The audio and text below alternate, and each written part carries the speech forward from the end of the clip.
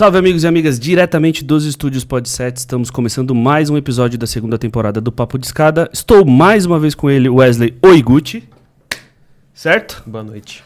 E eu queria começar o papo de hoje com uma pergunta. Você já pensou se a Disney fosse a marca de um carro e não de um parque?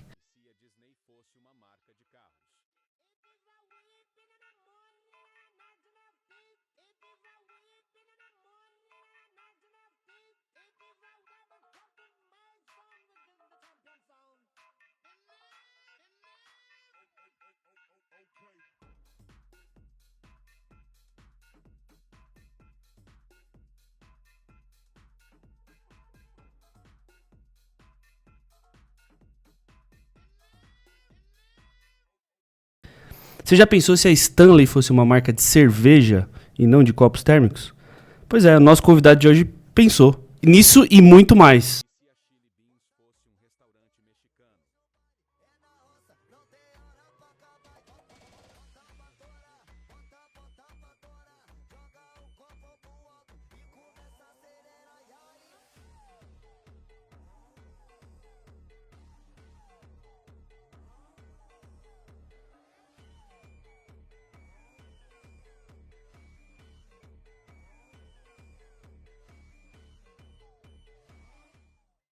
Agora apresente o nosso convidado, por favor.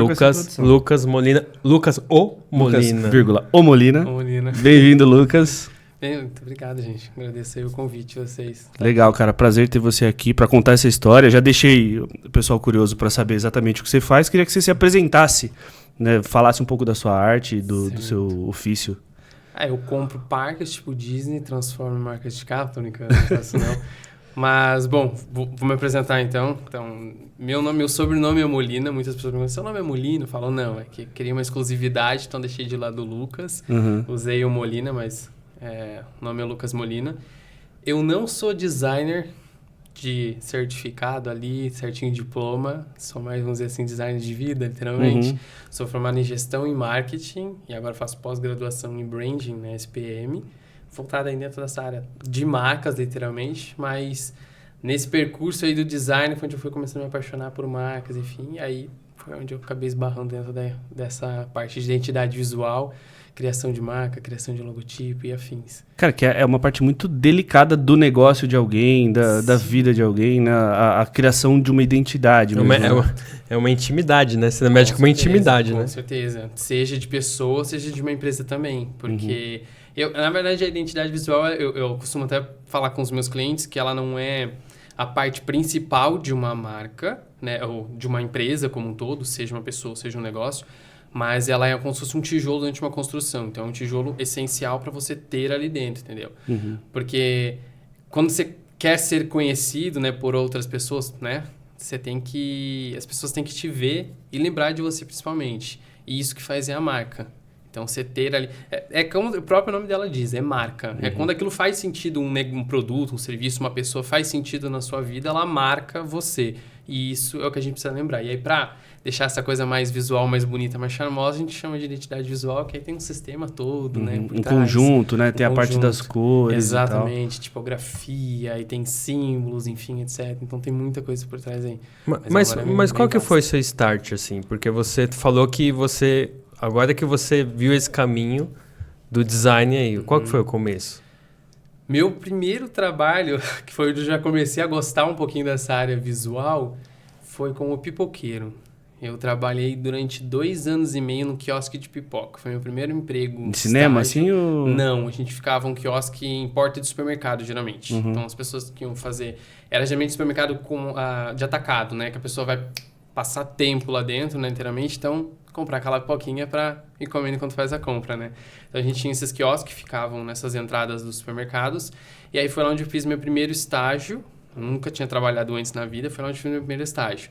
E aí, futuramente, depois, né, concluí o estágio. Aí, assinaram minha carteira. Continuei lá. E foi um lugar muito legal, porque por mais que a gente fale assim, pipoca, né? Vendeu pipoca, eu aprendi muito sobre negócio. Porque a gente tinha que gerenciar estoque. Tinha que gerenciar a demanda. Então, quanto que eu tenho, por exemplo, de produção de pipoca para quantas pessoas que estão chegando. A gente tinha que lidar com promoções também. Lidar com o público, principalmente, né? Quer botar mais leite condensado? Tá bom, 50 centavos. Aí tinha que ouvir do cliente que não, 50 centavos. Enfim, então eu tinha que aprender a lidar com o público. Questão de troco, questão de nota, enfim. Então eu aprendi, num emprego que parece ser simples, eu aprendi muita, muita coisa.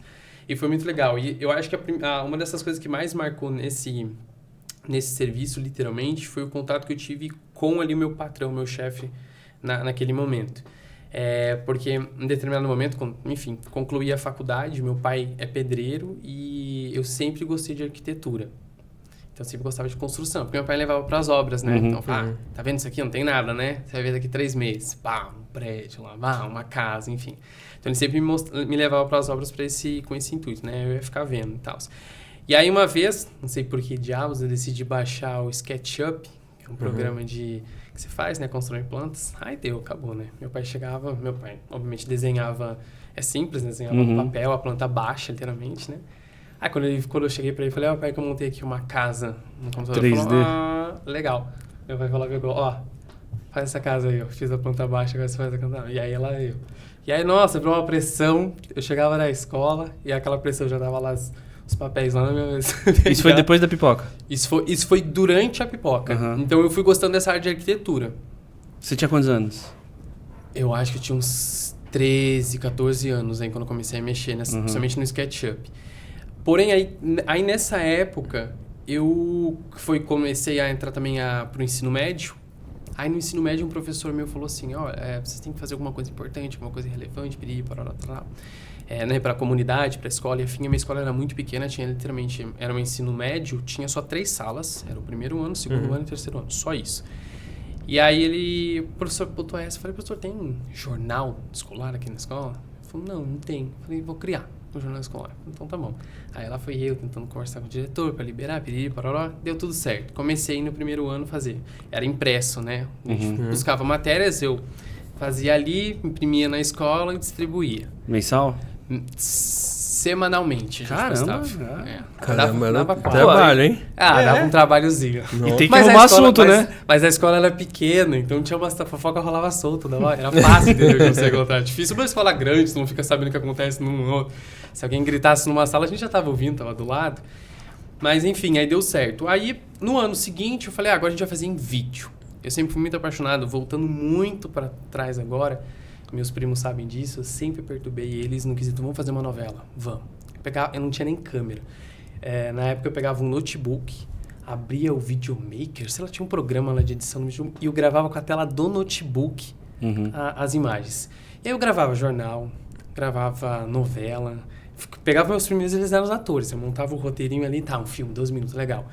Aí, tanto que a gente até criou, depois de um tempo atrás, no Facebook, ainda tem tudo lá, porque a gente postava no Facebook, no grupo, né, fechado. Eu ia te perguntar se tem isso salvo. Não tenho tudo. A gente chegou a somar tudo uma vez, que é muito para quem fazia com os recursos que tinha. Deu 3 horas, mais ou menos, de duração de várias coisas.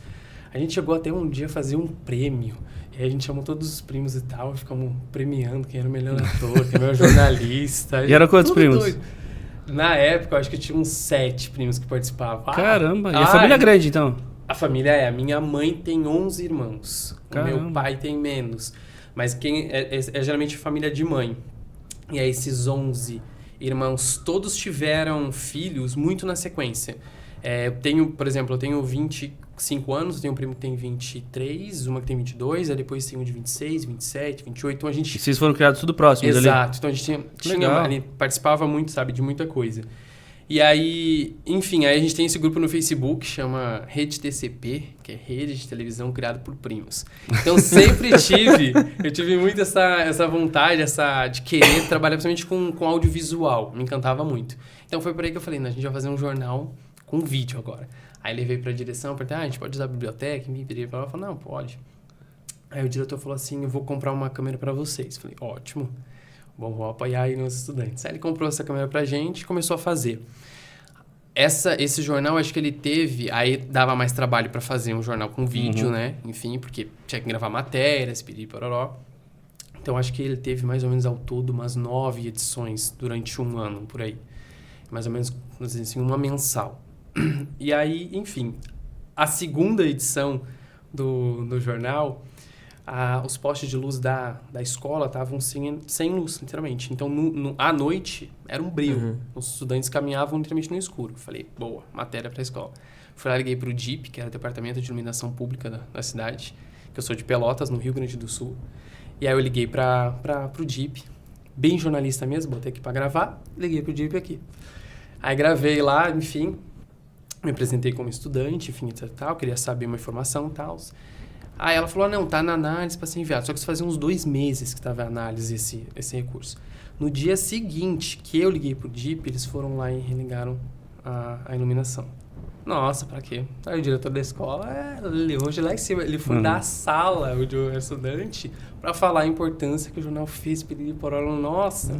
Mas aí, enfim, aí gostei muito dessa parte, deu tudo certo, enfim. Aí eu falei, agora eu quero ser jornalista. Não quero ser mais arquiteto, agora eu quero ser jornalista. E quero ser jornalista para trabalhar em âncora de telejornal, quero trabalhar na frente, tá.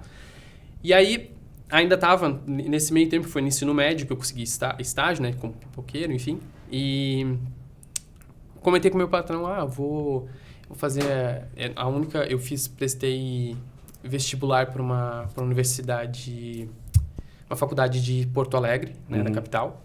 Dava mais ou menos 3 horas de viagem, aí eu falei, vou mudar, vou para Porto Alegre, vou fazer faculdade lá e ia morar na casa de uma tia minha. Essa sua infância, então, toda com os primos foi no Sul? Foi no Sul, tudo no Sul. Todos eles, a maioria tá lá. Hoje em dia, né, todo mundo com mais de 20 anos, está cada um em um estado, né, fazendo literalmente a sua vida, né. Mas toda essa infância foi no Sul. Porque a grande maioria dos primos ficava literalmente no Sul. Tinha primos que ainda moram, né, por exemplo, em Brasília, mas uma vez por ano eles iam para lá, mas a grande parte dos primos literalmente moravam todos lá em Pelotas mesmo. Aí eu comentei pra ele e eu fui pra Porto Alegre. Mas antes de eu ir pra Porto Alegre, ele falou assim pra mim, Lucas, eu não te vejo sendo jornalista. Eu falei, por quê? Ele falou, principalmente porque você quer.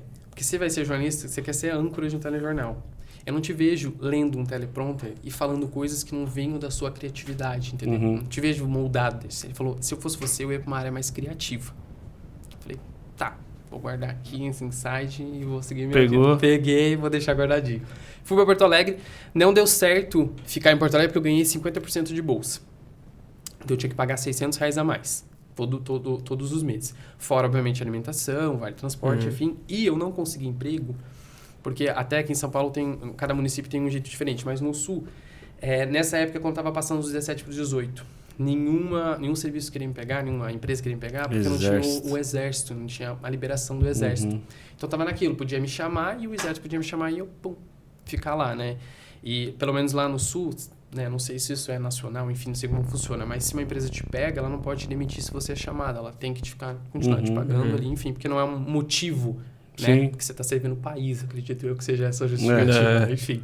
Então, aí eu continuei, aí não deu certo, fiquei, eu acho que 3 meses, comecei a faculdade ali, me encantei, mas voltei. Aí, quando eu voltei, eu entrei para gestão em marketing. Eu comecei em Pelotas, o curso, ele é um curso tecnólogo, mas ele é uma classificação superior, então, a partir dele você pode fazer uma pós-graduação.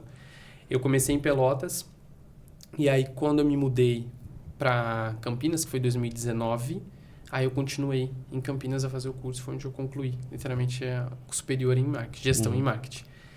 E aí, nesse meio tempo, né, desde... tem ainda uma parte que foi antes de eu... quando eu voltei de Porto Alegre para Pelotas, meu patrão me readmitiu, né, enfim. Ele só falou que não poderia, né, me colocar como CLT logo de início, porque, né, quando você pede demissão, a empresa não pode ter vínculo com você menos de 6 meses, enfim. E foi muito rápido. Então, eu fiquei com ele, enfim, e depois surgiu a oportunidade de trabalhar, em 2017, numa empresa de tabaco. Não, eu não fumava, todo mundo perguntava isso, não fumava. Eu trabalhava na parte logística, era estagiário lá. E aí, enfim, lá eu cuidava de processos como cadastro de clientes novos, enfim. Era uma distribuidora de cigarros, então tinha várias vans, Fiorinos, colocava cigarro ali dentro e ela ia para os pontos de distribuição. E eu fechava os pedidos de alguns clientes e a maior parte que eu fazia era literalmente cadastrar novos clientes que chegavam. E aí essa empresa também me deu um site muito legal, porque quem preenchia esse papel que eu cadastrava era o vendedor. E ele preenchia à mão, literalmente. E aí, não dava bola pra número. Pra escrever literalmente de qualquer jeito. CPF faltou um número no CPF. Tá aqui o número, liga lá pra pessoa e fala. Ou então vai completando até dar certo. Vai testando, né? Só tem possibilidade de até 9, né? Pelo menos no final. E aí, enfim, só que era muito desconfortável, né? Você ficar ligando pra pessoa, oi, tudo bom? Então, eu tô aqui pra fazer o seu cadastro. Muita gente falava assim, mas da onde que você é? Tipo, desconfia, do nada, né? Do nada, eu queria que você completasse. Qual é o seu CPF? Tá faltando um número. Eu falei, não, isso não dá certo. Aí eu apresentei, que é uma coisa tão óbvia, mas às vezes a empresa não vê. Eu falei, agora a gente vai fazer um Forms. A gente vai mandar um Forms e vai mandar no celular deles, eles vão preencher o Forms. E eu vou botar lá que é obrigatório completar. Então, o CPF tem que ter 11 dígitos. Se ele colocar 10, não vai enviar. Aí o meu gestor trouxe assim, tá, mas o telefone deles não tem Gmail, então não pode ser Google Forms. Eu falei, tá, então vou procurar. Aí achei vou fazer, acho que era Zorro, não sei, uma plataforma que não precisava você colocar nenhum tipo de e-mail. Encontrei essa plataforma e coloquei. Isso foi em 2017. Eu descobri que até hoje eles utilizam a mesma plataforma lá, mas que eu criei na época. Eles utilizam até hoje. Porque a minha irmã voltou a trabalhar nessa empresa lá, então ela falou, até hoje eles utilizam. E, cara, matou, literalmente, tipo, os erros, sabe? Deu pra diminuir bastante essa questão. E aí depois eu abri a boca pra falar que seria legal a gente ter um processo, porque o meu gestor não tava junto comigo e às vezes eu ficava meio perdido o que tinha que fazer, então seria legal a gente ter um livrinho. Falou, bacana, seria legal mesmo. Faz. Tem ideia? Então faz. Exato, né? Eu fui lá, tinha que voltar o livrinho, agora os estagiários têm que me agradecer, viu? Porque tá tudo chegando, tá tudo pronto lá. E aí tive essa empresa e dentro de todo esse período, literalmente, por trás, eu trabalhava por conta própria. Eu tinha um tio meu que tinha uma imobiliária e ele precisava de artes. Porque ele tirava foto dos imóveis e precisava que alguém montasse uma artezinha para colocar as informações da imobiliária. Na época, eu desconhecia Photoshop, desconhecia Illustrator. A única ferramenta que eu conhecia por causa da escola era o PowerPoint. Então, eu montava no PowerPoint as artezinhas lá e exportava, enfim. E eu fiquei fazendo isso. E aí acabou, indica para outro e tal. Então, eu comecei a trabalhar com isso. Mas sempre muito por trás. Nunca como uma renda principal. Então, eu deixava sempre ele por trás, literalmente. Aí, quando eu estava trabalhando nessa empresa de tabaco, em 2018 eu tirei férias. Em outubro de 2018. Aí eu fui pra casa e falei, tá, em casa eu não vou ficar literalmente sem fazer nada, né? Eu vou ficar trabalhando porque eu tenho coisa pra fazer. E começou a dar muito certo. Né? Aquilo de você dispõe força dentro de alguma coisa, possivelmente aquilo vai trazer resultado pra você. E começou a dar muito certo. Começou a aparecer cliente. No meio das férias eu voltei pra empresa pra pedir demissão. Falei, olha, não durou, vou ter que pedir demissão. Ele falou, não, tá bom, mas espera você voltar, porque eu não posso te demitir no meio das férias, entende? Então, curte suas férias, quando você voltar, a gente faz o seu desligamento. E aí eu fiz o desligamento e fui... Aí foi quando eu realmente tive o primeiro contato, tipo, autônomo, trabalhando por conta própria. E deu tudo errado, literalmente. Não deu nada certo, porque eu não sabia... tudo que eu tinha aprendido na pipoca, eu não utilizei. Eu não sabia ainda fazer uma gestão do meu negócio. Separar o CPF do CNPJ. Todo o dinheiro que entrava, opa, meu dinheiro. E aí, eu não sabia precificar direito as coisas, porque eu não tive uma escola, uma faculdade para isso. Então, eu não sabia. Eu estava aprendendo literalmente conforme a demanda dava. Então, o cliente mandava para o cliente, 150. Nossa, tá caro. Tá bom, então é 100 para você. Então, tipo, não tinha esse domínio, literalmente, né? Mas, sustentou desde 2018, né, de outubro, até maio de 2019, que foi quando eu vim em fevereiro para Campinas. E um lado muito positivo de ter trabalhado por conta própria foi isso, né? Porque geralmente quando você tem um emprego, você tem que desligar, sair do seu emprego, você não tem uma renda, fica ali a Deus dará, literalmente, você tem que chegar numa cidade, correr atrás de emprego. Então, eu tinha um certo tipo de refúgio trabalhando por conta própria, por mais que não era mil maravilhas. Mas quando eu cheguei aqui, eu fiquei muito perdido, porque meu tio que me trouxe pra cá e falou, aqui eu acho que você vai ter uma vida melhor dentro da sua área da tecnologia, enfim, etc. Mas não tinha ninguém. Não tinha minha mãe, minhas irmãs, meu pai, enfim, todo mundo em Pelotas, no Rio Grande do Sul. E aí eu comecei a falar, tô muito sozinho. Eu preciso fazer amigos, eu preciso arrumar um emprego, eu preciso entender o mercado. Aí eu tava comentando esses dias com um amigo meu, que o primeiro contato que eu tive com um cliente meu foi meu primeiro barbeiro. Porque eu fui até ele, fui cortar meu cabelo, eu fui vender meu peixe. Fui falar o que eu fazia, né? Aí, sabe o que eu faço? E barbeiro quase não gosta de falar, né? Quase não gosta de conversar, né? Então não deu nem assunto, né? Enfim. Mas aí eu quis arrumar um emprego. E aí eu consegui um emprego Era uma vaga de assistente de vendas numa empresa de embalagens plásticas. Então, eles faziam embalagens plásticas para congelados. Então, pão de queijo, croissant, essas coisas assim. E aí eu fui para lá. Na entrevista, o que encantou a gerente foi o meu lado de design batendo mais forte. Porque, óbvio, que entre outras pessoas, eu não tinha conhecimento tanto com venda. Nunca trabalhei ali, sabe, nesse estilo de venda, literalmente. Porque não posso... O pipoqueiro ali é um vendedor, mas eu era quase que um vendedor que aguardava o meu cliente chegar. Eu não sei, gritando, pipoca, né? Tipo, pra tentar vender. Não, e outra, o cheiro vende 10 vezes mais, né, do que...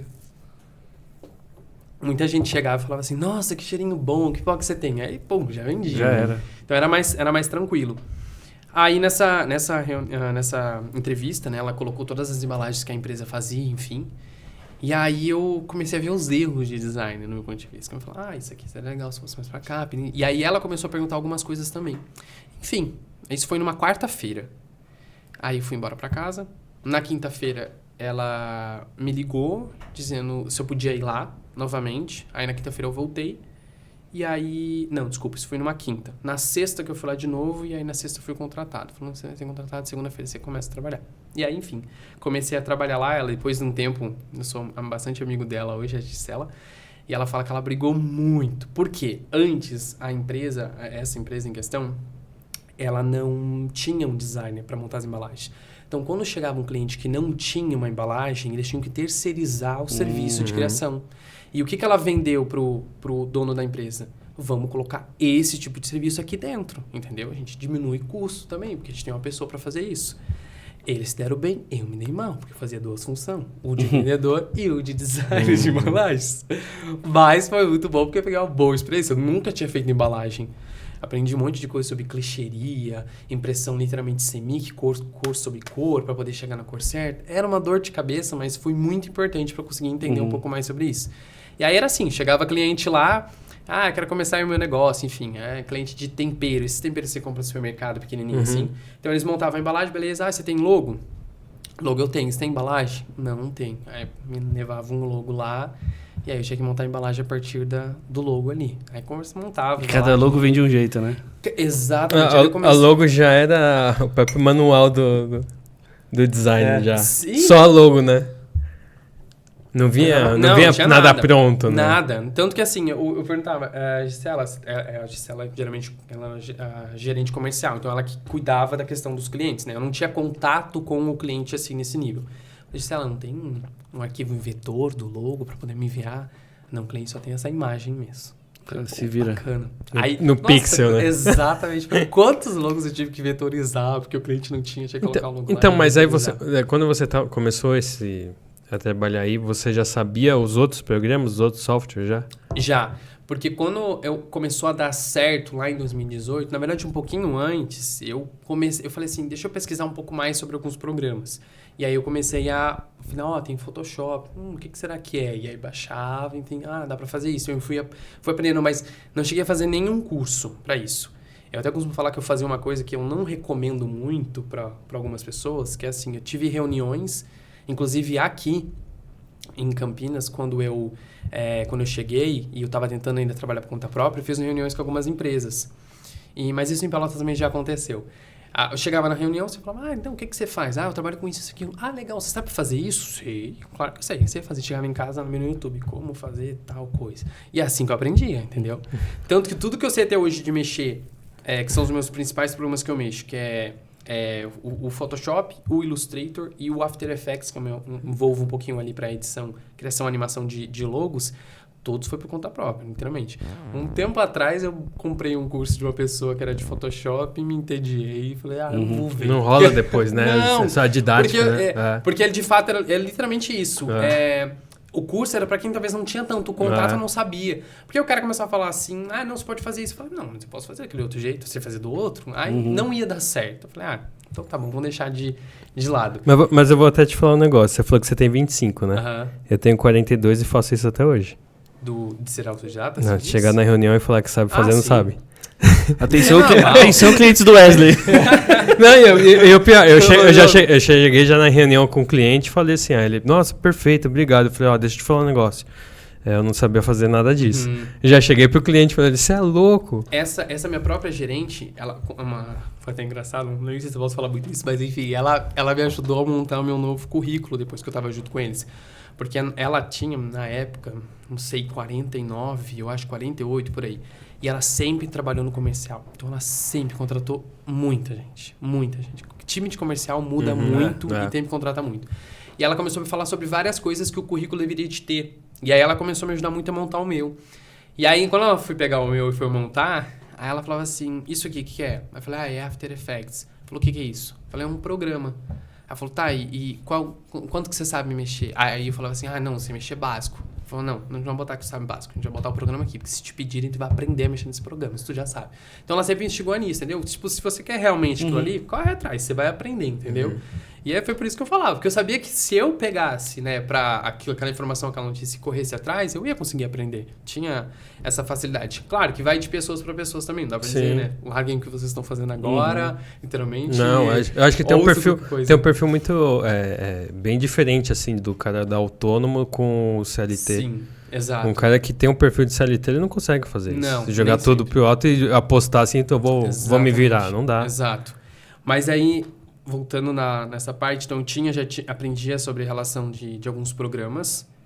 Eu tinha testado há muito tempo atrás não, mas nessa época, tanto que eu testei até o Corel Draw, que muitas gráficas utilizam. Não consegui, ali eu achei que eu não ia conseguir ser designer, trabalhar com essa área. Mas aí eu conheci depois o Illustrator por causa do Photoshop, né, que é na mesma família. E aí, enfim, aí rolou um negócio legal. Adobe e Corel é tipo iPhone e... Exatamente. Nossa, ou é um ou é outro, não tem como... Gráfica utiliza muito Corel. Muito. É muito difícil. Eu uso muito Corel ainda. Porque eu... Justamente por isso, porque o pessoal precisa. E eu faço muita coisa de 3D também. O pessoal também precisa muito. Mas o Photoshop eu uso. Então ele fica intercalando. Tem que fazer uma... Você tem um iPhone e um Galaxy. Então, nossa, eu não sei quantas guerras eu tive durante esse meu momento de aprender por conta própria, porque eu montava o arquivo lá no Illustrator, aí eu exportava em Illustrator, PDF e EPS. O PDF e o EPS é possível de você abrir no Corel Draw, qualquer programa de edição, mas as gráficas não queriam. Não, você não tem arquivo em Corel? Não tem. Aí o cliente me mandava o arquivo, e geralmente ele fez há muito tempo atrás, vinha o Corel. Aí fala, você não tem PDF? Não. Eu falo, meu Deus. Então eu fui sofrendo muito nesse tempo, que me ajudou muito no futuro a entender um pouco melhor, né? Esse momento mais de agora, como lidar e como passar alguma coisa para o meu cliente também. Enfim, aí fiquei nessa empresa, eu fiquei pouco tempo nela, porque foi logo depois entrou a pandemia. E aí, enfim, aí virou uma zona, literalmente. E aí eu falei, apareceu a oportunidade de eu trabalhar, era uma vaga de marketing. Falei, opa, agora é a minha oportunidade de entrar e ter ali a minha carteira registrada num setor ali de marketing, literalmente, né? E aí eu fui para essa empresa, mas era um estágio de primeiro momento. Então, era um estágio, posterior estágio, com uma possível efetivação. Mas eu falei, cara, pelo menos vai ser o primeiro estágio dentro da minha área. E era uma empresa de cosméticos capilares profissionais, então, progressiva, shampoo, condicionador, toda essa parte. E o meu papel era trabalhar no marketing da empresa, então, publicidade, enfim. E também eles viram o meu potencial, porque eu botei no currículo, a questão de criação de embalagens. E aí eu comecei a fazer embalagem para cosmético. Então, vamos lançar um shampoo novo. Eu tinha que montar uma embalagem desse shampoo. Eles faziam muito private, ainda fazem, muito private label, né? Que é quando uma empresa de fora quer contratar o serviço, aí gosta do produto, mas quer colocar na sua marca, né? Só que às vezes essa empresa de fora também não tinha o produto, o design. Então, a gente tinha que montar. Já tem umas embalagens minhas, sei que tem umas nos Estados Unidos, mas tem bastante nos Emirados Árabes, porque eles têm muito cliente para lá, inclusive é um dos carros-chefes da empresa, dos produtos dele tem bastante lá no Emirados Árabes, feiras tem bastante para lá. E aí nessa empresa eu fiquei durante 2 anos e meio. Acontece algo bem legal, porque quando eu estava 3 meses nessa empresa, inclusive na empresa anterior eu cogitei uma possibilidade de um aumentinho para ficar na empresa, né? Não deu certo. Nada feito. Então tá bom. Nessa empresa, quando eu bati 3 meses de estágio, surgiu a oportunidade de ir para outra empresa, CLT, que ia receber em torno de R$ 1.400 a mais do que eu estava recebendo como estagiário. E aí eu conversei com eles, falei, olha, aí eu expliquei a situação, falei, E era marketing também? Era para trabalhar numa gráfica, então eu era para fazer toda a montagem gráfica de de qualquer peça. Um cartaz, um panfleto, coisas avulsas assim. Só não tinha embalagem, vamos dizer assim.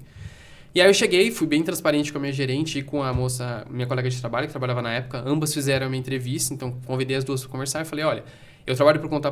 Vocês sabem que eu vim do Sul, sozinho, pago aluguel, pago meu carro, não é fácil, enfim, você tem que comprar comida, enfim, falei, você sabe que assim, eu sempre vou levar muito em consideração o que eu faço, mas o financeiro para quem mora sozinho e depende de si mesmo, no meu caso, que não tem ninguém perto, assim, falei, pesa. Então tem que colocar isso na balança também. E aí eu falei que essa empresa, enfim, tinha esse valor a mais de diferença de salário, enfim. Na verdade, a minha gerente perguntou quanto que eles iam pagar e ela cobriu a proposta. E aí eu fiquei na empresa durante mais 2 anos e 2 meses. E aí eu completei os 2 anos e 5 meses lá. E o meu start para sair de lá, nada contra, tá? Trabalhar lá, enfim, mas foi quando eles bateram, dando parabéns, sinceramente, para um funcionário que completou 10 anos de casa. Quando eu vi aquilo ali, eu me assustei. Eu falei, misericórdia. Eu falei, eu não quero ficar fazendo isso o resto da minha vida. Tipo, ficar aqui dentro todo dia. Eu quero fazer outra coisa por fora, enfim. Eu quero ter uma rotina mais doida. livre, né? Exato. Eu falei, tô 2 anos e meio aqui. Eu falei, rapidinho pra bater 10. Porque, pô, 2 anos e meio passou muito rápido pra mim. E aí, enfim, eu sentei com a minha gerente e falei, olha, eu vou pedir as contas, vou bater as asas. Inclusive, ela olhou pra mim e falou, quando você chegou, o seu perfil, eu já sabia que você não ia ficar muito tempo aqui. Eu sabia que você já ia logo, não sabia quanto tempo. E aí foi bem legal, porque quando eu saí da empresa, obviamente eu abri o meu PJ e eles viraram meus clientes. Então a gente fez um contrato PJ e eu continuei prestando serviços de design para eles, como fazer embalagem, algumas artes gráficas, alguns materiais e afins. E aí eu entrei dentro do empreendedorismo, exato, né? Na verdade. Mas aí eu entrei do jeito certo. Porque aí eu sentei, a primeira coisa que eu fiz foi abrir uma planilha no Excel. E aí fui lá, fiz a divisão. Receita, despesa, prolabora, piriri, pororó. Separei tudo certinho. Falei, vamos lá, agora vai dar certo. E aí deu certo até hoje. Claro, tem um mês que você está no negativo? Tem, né? Mas pelo menos você já tá com tudo separado. Já foi um lado bem positivo. E quando que você começa com internet, com Instagram e com o seu famoso e se, né? Que acho que dá pra dizer que é isso? O divisor de águas na sua vida? Exato, dá. Quando foi o primeiro? Então, o primeiro, boa pergunta. Eu acho que foi em torno de setembro de 22, por aí. Setembro de 22. Porque eu saí da empresa em 20 de junho. Foi quando eu me desliguei, literalmente. Aí comecei a trabalhar por conta própria.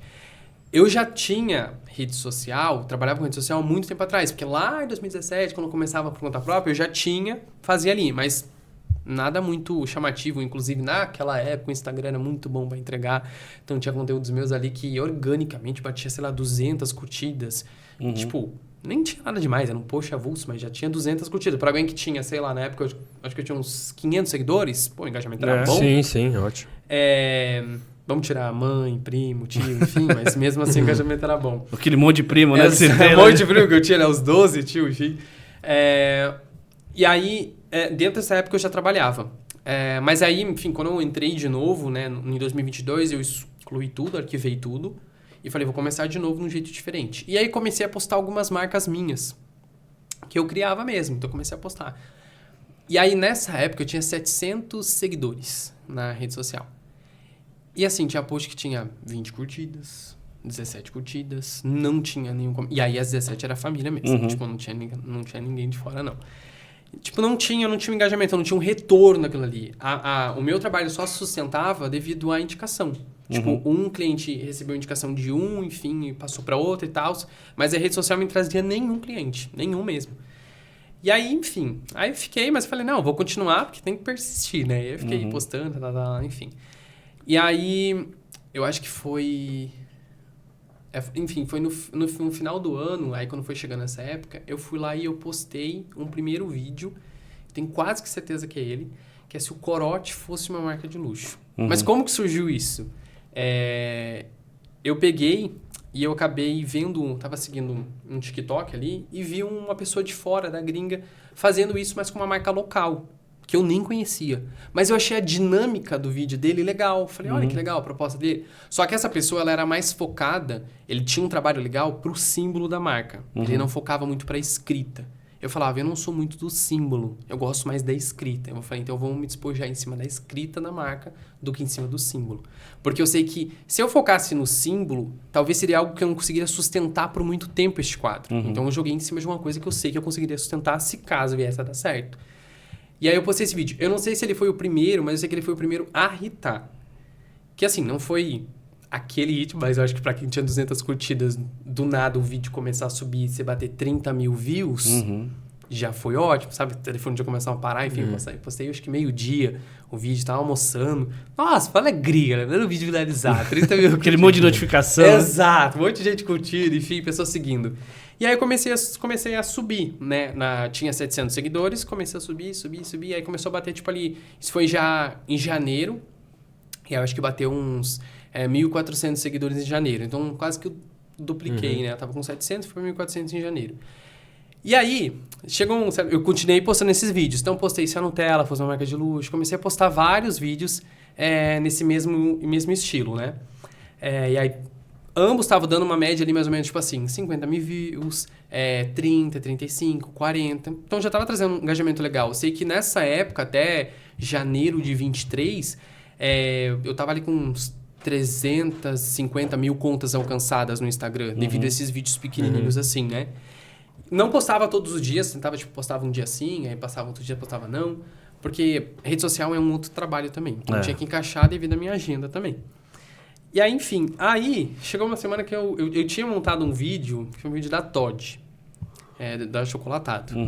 E eu detestei o vídeo. Falei, não vou postar isso. Deixei guardado. Aí chegou uma semana, eu não tinha postado nada nessa semana. Eu falei, eu preciso postar uma coisa. Foi abrir a gaveta, tava o Toddy lá. Exatamente, abrir a gaveta, tinha um Toddy ali. E um Nescau na minha gaveta de achocolatado, né? E aí, enfim, aí eu falei, tá, vou postar esse vídeo, vou mandar a história. Aí eu falei assim, tá, mas peraí, eu tenho que chamar a atenção dessas pessoas de um jeito diferente, porque eu não sei como é que é a aceitação. Porque assim, existe alguns, por exemplo, Nutella. Sim. Agora, a Toddy tem muita briga. Tem gente que é do Toddy, gente que é do Nescau.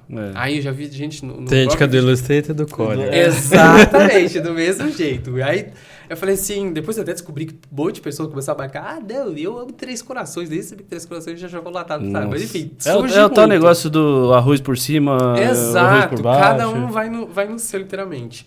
Aí, enfim, aí eu falei assim, tá, vou pegar o meu Nescau, tá na gaveta, e eu vou brincar no início do vídeo. E aí eu brinquei no início do vídeo, tipo, e se a Toddy fosse uma marca de luxo, eu tava abrindo um Nescau. Na época, aí eu guardei o Nescau ali, fiz que meio que não era pra ele ter aparecido e tal. Postei o vídeo, beleza. Passou no dia seguinte, aí começou a subir. E muita gente começa a comentar. E aí muita gente começou a falar sobre, tipo assim, eu prefiro Toddy, eu prefiro Nescau, eu prefiro não sei o quê, eu prefiro Três Corações, enfim, é aquele velho ditado, né? Fale bem ou fale mal, mas fale do que tá acontecendo. Engaja, né? Exatamente. Aí muita gente começou a falar. E nesse mesmo contexto, muitos designers começam a falar, nossa, mas tá horrível, nossa, mas tá feio. Outras pessoas falam, que lindo, nossa, que maravilhoso, nossa, com muita sofisticação, enfim. E começaram a marcar a Toddy. E aí o algoritmo vai que vai. Nossa, mas aí também começaram a marcar a Toddy. De um jeito, de um absurdo. A cada, acho que, 50 comentários, 40 tava marcando a Toddy. E essa Toddy não aparecia pra me dar o engajamento.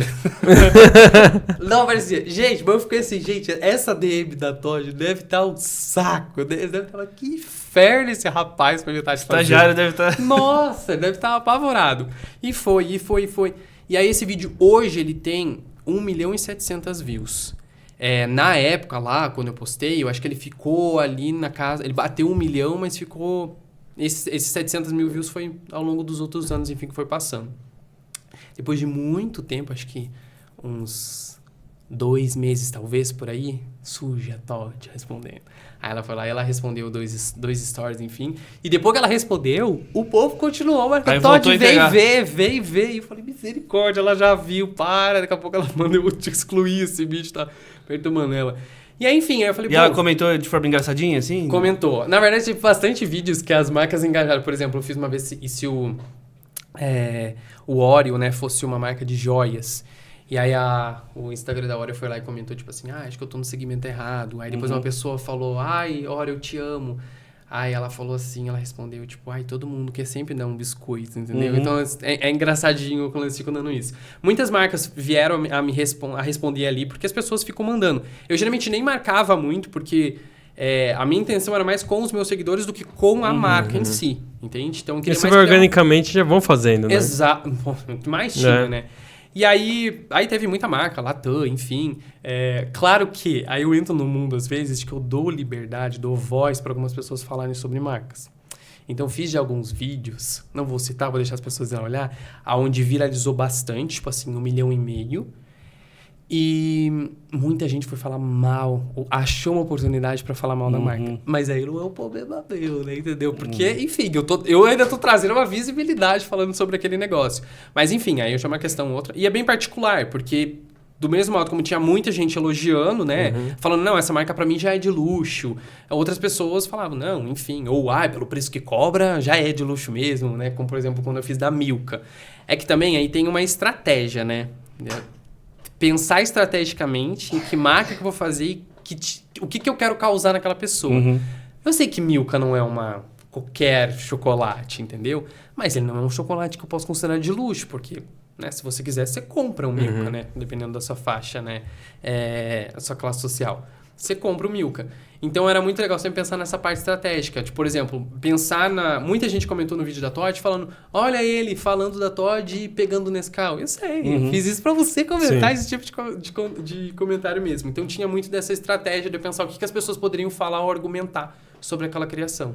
Você fez algum contrário já? Pegando uma marca de luxo? Eu já fiz, eu acho que não sei se foi a Prada, eu acho que foi a Prada. E se a Prada fosse porque é engraçado porque a gente tem que tomar cuidado para como vai fazer o contrário. Porque eu falo luxo, eu não posso falar pobre, né, no outro sentido. Então eu falo uma marca popular, entendeu? Porque aí eu falo que é do povo, literalmente. Aí eu já cheguei a fazer da Dá vontade de fazer Renner? Aí você bota o logo da Renner e acaba o vídeo? Exato, né? Fazer algo bem rápido. Então, só que o detalhe, o ponto nessa parte, que também é uma estratégia, é que aquilo que é popular não vai encantar todo mundo. Porque o popular já é mais acessível. Então as pessoas não querem ver muito aqui. Então quando você faz o contrário, engaja menos. Vai dar exatamente. Quando eu pego a Prada, tanto que eu já fiz marcas, por exemplo, cheguei a fazer da Hermès. Se a Hermès fosse uma marca, acho que de brinquedo, a Hermès é uma marca super cara de bolsas. Não teve muito engajamento, porque não é todo mundo que sabe o que é uma Hermès da vida, entende? Então fazer o contrário, pegar uma marca de luxo, literalmente jogá-la pro popular, não rola muito porque as pessoas não têm. E a grande maioria das pessoas que estão na internet não são de classe A e B, são pessoas que têm classe mais baixa do que isso, né? Então, é muito aquela relação de colocar uma marca que está mais próxima de você. E aí, só contextualizando essa parte, que se perdeu, foi assim que eu encontrei uma estratégia legal de falar na internet. Porque quando eu postava meus clientes, isso não encantava ninguém. E aí eu pensei, claro que não vai encantar, porque... O que adianta, sei lá... É muito local também, né? Exato. O que adianta o fulano saber, sei lá, um seguidor lá da Bahia saber que eu fiz a marca da padaria do seu João que fica na esquina? Tipo, que impactos tem na vida dele? Nenhum. Eu tenho que fazer uma coisa que eu consiga atingir todo mundo, literalmente. E aí foi por isso que eu falei, vou pegar marcas conhecidas pra fazer isso. E aí, essa foi uma estratégia legal pra conseguir alcançar as pessoas. E acho que chega um momento que você fura essa bolha, porque você começa a não pensar só em marcas e você começa a pensar em personalidades. Exato. Que aí também você já tem o engajamento do CPF que tá ali. Exato. Mas um exemplo bom dele, que também essa pegada de popular pra deixar mais elitizado, foi a própria Joelma, né? Sim. Que ele pega lá a cantora Joelma e transformou. Joelma, acho que teve Ivete, Pablo. Exato. Um que deu muito bom... E aí foi uma estratégia também, porque nos meus vídeos, enquanto eu não estava fazendo de nenhuma personalidade, as pessoas pediam personalidades para eu fazer. Eu via muito comentário. E uma das pessoas que mais pessoas pediam literalmente ali foi Dana Castela. Muita gente pediu. Nossa, ela tá estourada, né? E na época tava mais ainda, porque foi... Logo com literalmente saiu o primeiro hit dela com a Melody. E aí ela ficou muito conhecida por causa daquele hit. Enfim, e aí depois ela começou a bombar muito e tal. E muita gente. E assim, era fã-clube dela pedindo pra mim. Mas tinha muito comentário. E aí é aquela questão, né? Se você... Porque eu sou uma pessoa, mas o Molina, que não é uma marca. E como marca, eu preciso ouvir os meus consumidores. Então, eu ignorar o que está acontecendo ali e não dar bola, eu não estou sendo uma boa marca com as pessoas. Então, eu comecei a ouvir, falei, vou ouvir o que o pessoal está pedindo. E aí, comecei também a abrir caixinha para pessoas poderem dar opinião, porque às vezes existem, como eu falei, eu penso estrategicamente em algum conteúdo. Tem pessoas que querem fazer muitas coisas particulares delas, ou que é do gosto dela. Eu vejo, puxa, legal, mas isso não é, isso é muito nichado, não vai atingir todo mundo. Então, não dá. Mas muita gente começou a pedir Ana Castela e foi, acho que, um dos primeiros que eu fiz. E aí eu fiz, deu bem certo, inclusive. Não tive nenhum comentário, nenhum repost da Ana Castela, mas um seguidor me mandou e falou: a mãe da Ana Castela tá te seguindo e repostou teu vídeo. Falei, então a Ana Castela viu então meu vídeo, entendeu? E aí, enfim, depois um vídeo posterior que deu, que eu também segui uma linha de raciocínio, foi da blogueirinha, porque ela estourou muito com o Dia TV, com o quadro dela, enfim, piriri pororó. Então deu muito certo com ela. Foi o vídeo onde eu tenho mais comentário de pessoa marcando um artista, literalmente. Eu acho que, em média, possivelmente cada vídeo, se pudesse colocar em média, teria mais ou menos assim, umas 1.200 comentários por vídeo. O da blogueirinha tem quase 3.000 e a maioria deles é pessoas marcando literalmente ela. E conseguiram chamar a atenção dela? Não. Na época, não. Não chamaram. Esse vídeo foi em outubro de 2023. Outubro, então vai fazer mais ou menos uns 6 meses por aí. Mês passado ela viu. Ela viu, comentou e repostou na rede social dela o vídeo. E aí o que ela fez? Ela reativou o meu vídeo. E aí lá vai mais gente. Toma entrega de novo. Toma entrega de novo. Qual que é o seu vídeo com maior entrega? Com maior entrega? Eu não sei se não é o da filme da Barbie, que também a Barbie foi um grande hit quando estava saindo. Eu também usei dessa estratégia. Eu não sei se é ele com 1.900. Se não é ele, ou é a da marca da Azul, a companhia aérea também, que deu muito certo. Inclusive, da Azul é outro que eu não gostei do que eu fiz, porque eu fiz correndo, porque eu precisava viajar. Eu falei, vou viajar, preciso pensar no Rios. Bom, vou viajar de Azul, vou fazer um vídeo da Azul. Fui ali, fiz rapidinho um vídeo da Azul. Eu postei esse vídeo na sexta, e aí quando eu fui ver no domingo, esse vídeo já tava com mais de 1,5 milhão de visualizações. Tipo, foi muito rápido, literalmente. Aí já tava acostumado, sabe, com o barulho, tanto que meu telefone fica silencioso, literalmente, né? Então, já tava mais tranquilo. O hit ali não me assustou nessa época. Tipo assim, hoje eu estou mais preparado para quando tem, né? E aí, recentemente, o que hitou também, que deu super certo, foi da marca da Ludmilla, que também que eu fiz lá, né? Que assim, foi muito difícil, porque quando eu vou criar um vídeo nessa questão, eu tento pensar em vários fatores. E o da Lud tava me complicando, porque lembrava muito a marca de sabonete lá, que é LUX, enfim. E toda vez que eu colocava junto, eu falava, o pessoal vai falar isso. E eu tentava mudar um pouquinho, tal. Mandei. Tem lá, se você entrar vai ter comentário. O povo falando, essa vai dar. E eu falo, meu Deus, deixa. Fale bem ou fale mal, continue falando, enfim. Então o pessoal começou a comentar. E o que eu falo que eu tenho ali na minha rede social, de todos esses vídeos, aí depois eu comecei a abrir o leque, literalmente. Porque muitas pessoas começaram a falar assim, nossa, muda, tudo de luxo. Eu falei, é legal. É melhor pensar em alguma outra coisa.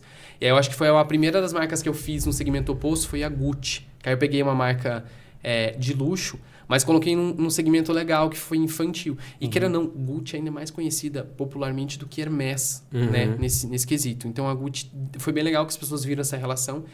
E toda essa questão dessas entregas, desses vídeos, me trouxeram muitos clientes. Cara, que sacada você teve. Você viu que transformar o luxo em popular não era tão... não te trazia tanto engajamento quanto o popular em luxo. Exato. E aí você falou, mas eu também não posso ficar só popular luxo. Quer dizer, eu vou pegar um segmento. Pô, isso aqui é luxo, eu não vou dizer que virou popular, vou dizer que virou outra coisa. Exatamente. Que aí eu pensava, porque assim, senão eu vou ficar só ali, né? Um para um, outro para outro. Então eu falei, vou começar a pensar algumas outras estratégias. Categorias, né? Exato. Tanto que assim, tem umas pessoas que às vezes quando elas descem lá num vídeo bem antigo meu, e elas estão lá embaixo, elas só ficam vendo luxo. Aí elas comentam num vídeo meu, eu falo, nossa, mas muda. Aí se entrar hoje tem um monte de coisa lá, né? Eu falo, Aí as pessoas vão lá, eu falo que eu tenho defensores já, né? As pessoas vão lá, é só olhar o perfil dele e tal. Porque já tem essas questões. E aí esse da Gucci deu certo, eu falei, vou seguir por esse raciocínio. Comecei a pegar outras questões também, como personagens de desenho. Então, Scooby-Doo.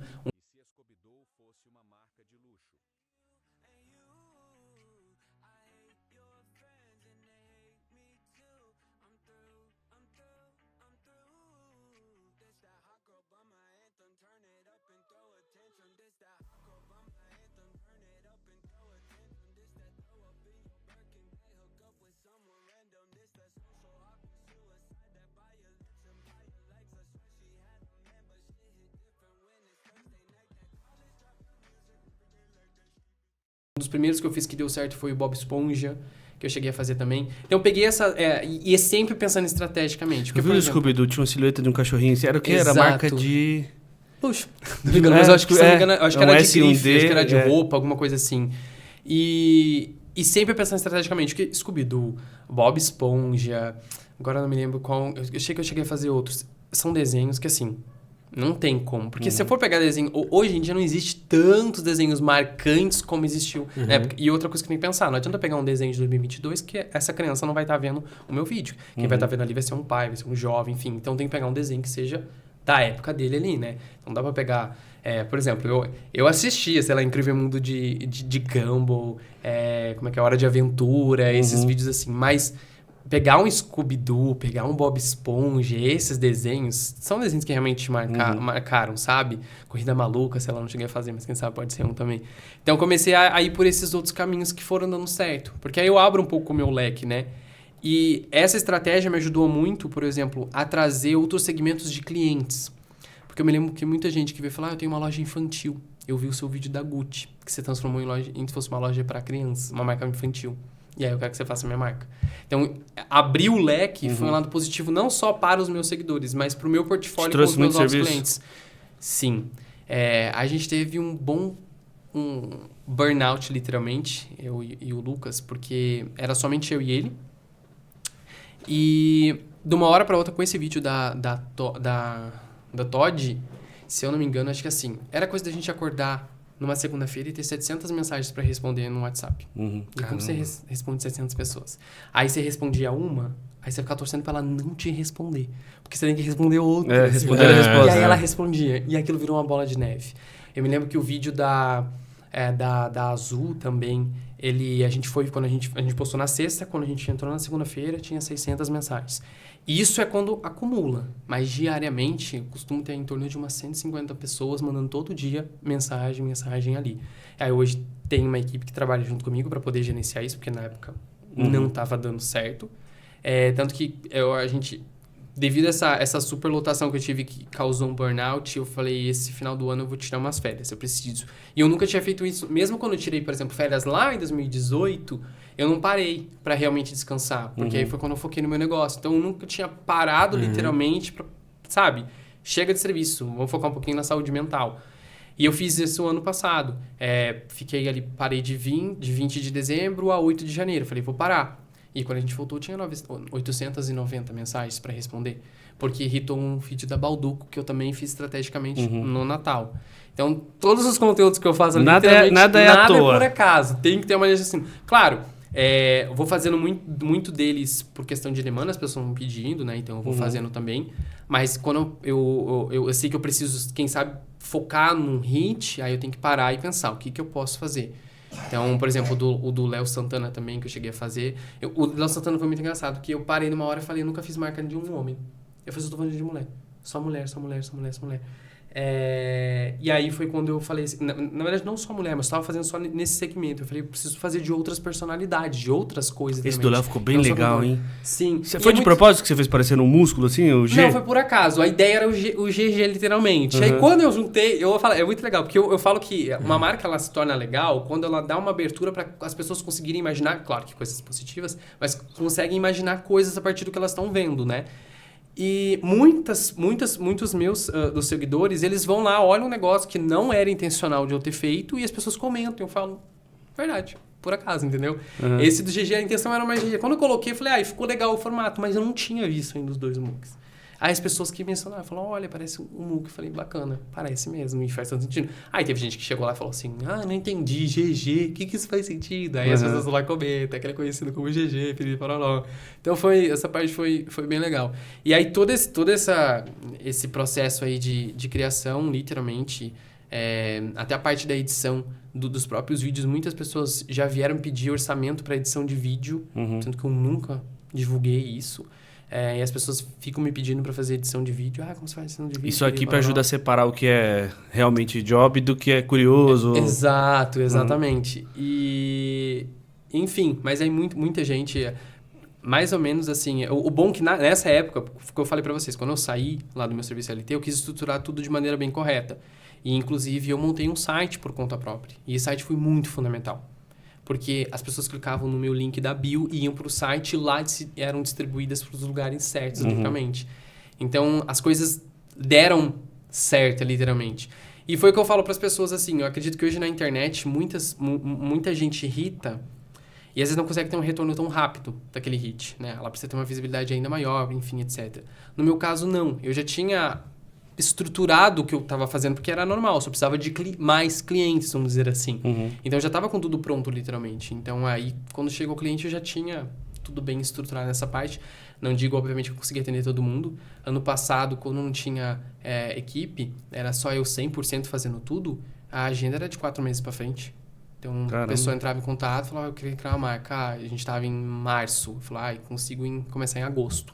Para você, tá bom? E tinha gente que falava, tá bom. Eu quero fazer com Molina.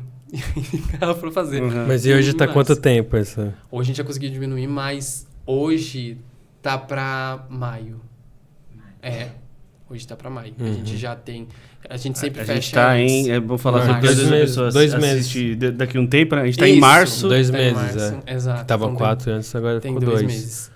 Isso é por causa dos hits, literalmente. Então, vem muitas pessoas. E aí, essas muitas pessoas fecham a agenda. Porque, assim, por questão de qualidade, eu também não posso atender todo mundo. Tem que ter um nível de gente. Mas você atendeu... Você montou um time, então, assim, pra fazer. A gente tem 3 designers que trabalham junto. E a gente trabalha em conjunto para fazer essas criações. Então, é mais fácil eu conseguir passar, né? Vamos fazer isso, vamos fazer aquilo. Então, monta, enfim. A gente trabalha em conjunto nesses projetos. Aí tem o Lucas que cuida do atendimento, tem a Maria Fernanda também que cuida do atendimento, então tem o Gabriel que ajuda a montar as apresentações. Então a gente tem hoje pessoas, mas mesmo assim a gente tem muita gente. Mas hoje você não fica só em logo, você ainda tá fazendo embalagem, tudo? Não, hoje eu fico só em logo. Só. É que na verdade não é só o logo, né? É todo o conjunto. Exato, a identidade visual toda. Exato, tem muito, muito mais por trás dessa parte. Assim, existem alguns clientes que chegam comigo e aí falam assim, eu quero... Eu vi que, porque, por exemplo, eu fui explorar de fazer um conteúdo de uma marca, se eu mudasse a marca. Era uma marca que eu encontrei no supermercado, eu peguei ela e recriei ela. E postei esse vídeo. Ele foi um vídeo muito legal, porque eu não coloquei tanta expectativa nele, mas ele me trouxe um retorno legal e bastante comentários. Do mesmo modo que teve muita gente que gostou, muita gente que desgostou, enfim, né? Teve esses retornos. Começou a surgir um monte de empresa pedindo para fazer embalagem. Tudo bem, então eu vi um vídeo que você fez uma embalagem e o vídeo não era para fazer embalagem. Eu falei, se eu recriasse o logo. Só que como era uma marca de laticínios, eu recriei os produtos da marca. Então eu montei ali, era um iogurte, montei essas coisas literalmente. Então eu montei ali no processo. E as pessoas pegaram, parece que pegaram um recorte. Olharam esse detalhe, pararam o vídeo ali, eu quero o orçamento de. E aí começou a surgir muita gente pedindo embalagem também. Mas não é uma coisa que eu foco 100% hoje. Vamos dizer assim, é bem exclusivo. Porque o que eu gosto mesmo é ter esse contato com a criação de marcas. Agora fala pro Roger, quanto tempo você leva para fazer um... Então... Sempre, por exemplo, a gente tem... Sempre varia muito do processo também que você tem, obviamente, né? Mas hoje a gente pede para criar uma identidade visual, pelo menos aí uns 30 dias de trabalho, eu falo, porque a gente bota dias trabalhados, porque como a gente, eu falo, a gente não consegue fazer uma coisa sozinho. Se alguém me contrata para fazer, eu preciso da participação dessa empresa ou desse profissional em conjunto. Não só dá para eu fechar os olhos, ouvir o que ele vai falar e daqui 30 dias chega com o negócio. Tem até uma expressão que alguém falou e eu adoro e eu continuo usando. Eu falo, você não tá comprando um Kinder Ovo, que quando você chega em casa, você abre e você vê o que tem dentro. Eu falei, você precisa participar desse processo. Então, a gente coloca até 30 dias trabalhados, porque a sua participação é fundamental. Então, se você ficar 10 dias sem me trazer um retorno, eu não posso ser afetado por causa disso. Mas a gente dá esses 30 dias, literalmente, para conseguir construir alguma coisa em conjunto. Até quando é para fazer só um. Muita gente chega e fala, não, só queria um logo. Eu falo, não, só queria um logo tem que ter um tempo também. Porque não vou... Por mais que, assim, até uma curiosidade, muita gente pergunta quanto tempo leva para fazer um vídeo daqueles, né? E eu falo que quem trabalha com edição de vídeo sempre vai dar raiva. Porque... Ou filme, enfim. Porque você passa muito tempo pra fazer, pra ficar assim, encurtar.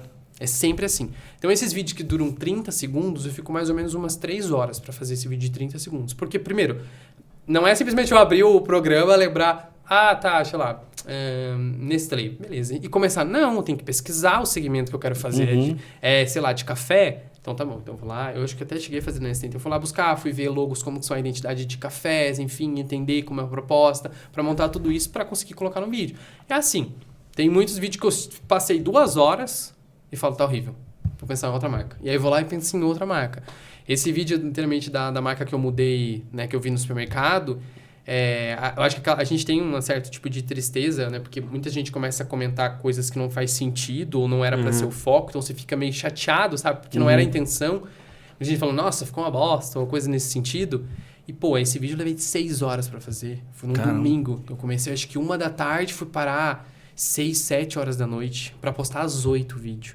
Aí você posta pra alguém falar um negócio desse, pô, você fica chateado, né? Mas a internet é assim, entendeu? Então, deu tudo certo. Mas sempre demora um tempo. E eu falo que é uma área muito, muito delicada. Porque quando você faz uma identidade visual para uma marca ou para uma pessoa, você está trabalhando, além das suas ferramentas, você está trabalhando expectativa do seu cliente. Sim. Que é algo bem complicado. Porque é uma coisa que eu não consigo controlar. Eu sempre falo que a gente tem a nossa conversa, eu tenho uma conversa com o cliente, depois que ele preenche o briefing, onde eu vou entender o que ele quis dizer com aquilo ali. Porque existe cada mensagem, cada coisa que a pessoa coloca no briefing que eu tenho que falar. Eu preciso conversar para entender. Como, por exemplo, qual a cor que você não quer ver na sua marca? Tem várias cores, né? Várias possibilidades de cores. A pessoa vai lá e colocar uma. Eu falo, vou ter que perguntar o porquê dessa uma, né? Pô, tem grande... Normalmente é um concorrente, né? Então, é o que mais ou menos pesquiso. Tanto que eu tive uma conversa com a cliente e falei, oi, aqui você colocou que você não quer o verde. Por quê? Falou, não sei. É muito Palmeiras, eu acho. Eu falei, meu Deus, não tem nada a ver com o negócio dela. Eu falei, mas é um ponto, porque é a expectativa. Porque às vezes se ela olhar aquela marca toda verde, o que vai vir na mente dela, sei lá, tá fazendo publicidade pro Palmeiras aqui, eu não quero fazer isso, entendeu? Então a pessoa, tipo, eu tenho que trabalhar essa expectativa com ela também. Tanto que a gente tem a conversa, a gente discute sobre esse briefing, e aí eu encaminho os primeiros esboços, umas ideias. Porque eu falo, se eu pedir pra gente aqui desenha uma rosa. Cada rosa vai ser diferente. Não vai sair igual. Porque é muito do que tá na cabeça. Eu falo, a gente precisa colocar no papel. As referências de cada um. Exato. Até a habilidade que cada um tem pra fazer. E eu acho que... e tá tudo certo. Eu sempre falo pros meus clientes, tá tudo bem, vocês não têm que saber disso. Mas tem cliente que fala assim, eu quero uma marca de luxo. Aí eu vou lá e olho o público dele. Paçoquinha. Aí eu falo, não diz. Aí ele fala, não, quero tipografia serifada, né? Que geralmente o melhor caso disso é a Times, né? Arial sem serifa, Times com serifa. Quero serifada. Aí eu vou ver pra marca pra criança. Então, e o cliente não tem noção de que isso realmente vai impactar a marca. Porque eu falo, o que encanta vocês nos meus vídeos é quando eu pego uma marca e coloco ela em outro segmento. Porque quando eu tô falando, por exemplo, de infantil, a marca que a Gucci tem hoje não vai encantar uma criança. Tem que ser uma marca mais infantil, literalmente, para isso. Eu falo, um bom exercício é você caminhar num shopping. Você vai ver, marca que é para homem vai ter uma identidade ali para homem, marca que é para mais voltado para o público feminino vai ter uma identidade mais feminina, mais delicada, enfim. Marca que é infantil vai ser mais infantil, marca que é neutra vai ser neutra. Então você consegue ver isso andando no shopping. E isso faz sentido porque encaixa com o público. E tem muitas pessoas que não sabem. E eu falo, tá muita tudo gente bem. Não tem noção disso. Né? Eu lembro na época de faculdade que já tinha um ditado que falava assim, não usarás Comic Sans se for falar algo sério. Porque a galera adorava essa fonte. Era diferentezinha ali, entre as primeiras do Windows, a galera usava pra falar, pra deixar recado em banheiro. Não, sabe? Não jogar papel no vaso. Pô, não é, né? Não é o objetivo. Pô, vou botar uma mensagem importante usar Comic Sans, não vai rolar. Não dá. Então tem muito disso. Inclusive eu fiz um vídeo agora recentemente, que também deu certo, eu não tinha nada pra postar, eu tava em Santa Catarina, foi semana passada, eu precisava fazer um vídeo, só que eu não tava no meu ambiente legal pra pegar o computador e tentar pensar, tava no hotel, então eu falei, preciso fazer uma coisa rápida. E aí eu fiz lá uma brincadeira do primeiro amor de qualquer designer, que é a tipografia, né, uma fonte, né. E aí eu botei lá que a minha, enfim, era Montserrat, e aí muita gente começou a comentar e teve gente que surgiu com a Comic Sans, falando, a minha é a Comic Sans, enfim, então eu tenho essas particularidades. Mas esses pontos realmente tocam. Eu até cheguei a fazer um vídeo sobre isso. Se a gente pensar no filme do Nemo com uma tipografia agressiva. Sim. Um pai não vai entrar com o filho numa sala se for, sei lá, pegar aí o tubarão assassino, a tipografia do tubarão assassino e colocar no Nemo. Não vai rolar, não vai dar certo. Então, realmente corresponde. E, geralmente, o cliente não tem essa noção. E eu falo que tá tudo bem. Mas tem que haver uma liberdade criativa para que a gente consiga mostrar para ele, né, esses pontos, né? Mas enfim, sempre em resumo da Deixa eu perguntar antes da gente caminhar para o final. Você já teve algum problema com marcas ou personalidades? E ao mesmo tempo, você já teve alguma personalidade que falou, pô, tá aí, legal, quero fazer. Ou uma marca que falou, cara, talvez não o caminho que você foi, mas alguma coisa... Top. O meu primeiro case, que foi o que aconteceu logo no início, tem dois... eu fiz 2 projetos para uma marca de podcast, que é o Pod Delas. Não foi eu que fiz o Pod Delas, mas eles têm 2 produtos, que é o Pod Entrar e o Materne Delas. Ambos fui eu que criei a identidade desses 2 podcasts. Logo quando o meu vídeo da Todd viralizou, a Tata Cossielo entrou em contato comigo, ela mesma pelo Instagram, mandou mensagem, enfim, aí a gente conversou, ela passou o contato da assessora dela e eu fiz esses 2 projetos para eles. As marcas que eu trabalhei, nenhuma ainda me trouxe... Nenhuma veio a literalmente mandar uma mensagem, mas eu tive muitas pessoas por trás, porque aí vem uma questão muito de estratégica, eu falo, e isso eu aprendi na prática. Se eu quero fazer a marca, por exemplo, de uma blogueira, eu não tenho que ter a visibilidade da blogueira, eu tenho que ter a visibilidade de quem está atrás da blogueira. Tipo, a pessoa que produz a marca, a pessoa que gerencia ela, enfim. E aí, nesse quesito, eu já tive contatos já fiz algumas marcas a quais ainda não foram lançadas, então não posso mencionar, mas já cheguei a fazer projetos nesse nível.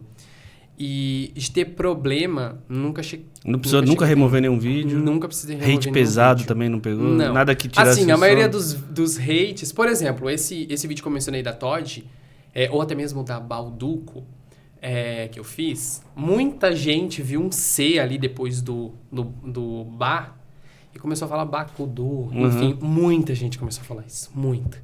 Só que aí vem aquele negócio, engajamento, entendeu? Eu dando liberdade para as pessoas escreverem o que elas querem. Elas não estão me ofendendo, elas estão tendo uma percepção a partir daquilo que eu criei. E isso tá tudo certo, não tenho que criar uma regra ou, não, só pode comentar o que é.